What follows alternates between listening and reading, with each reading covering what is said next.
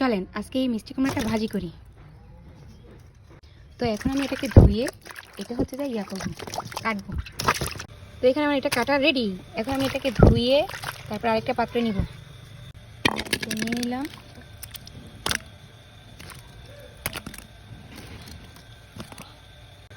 তো এটা হচ্ছে যে আমি ভাজি করব। এখানে হালকা করে লবণ দিয়ে দিলাম, হালকা করে হলুদের গুঁড়া দিয়ে দিলাম। এটা হচ্ছে যে মানে মাছ ভাজার মতো করে নিব আমি।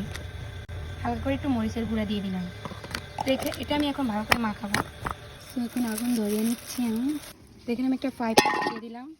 তো মিষ্টি কুমড়া ভাজার জন্য আমি তেল দিয়ে দিলাম পাইপিনে। তো এখানে এটা একটু নাড়া দিয়ে আমি মিষ্টি কুমড়াগুলো দিয়ে দিই। তো একটা একটু করে দিয়ে দিলাম, সুন্দর করে ভেজে নিব। এটা ভাজি।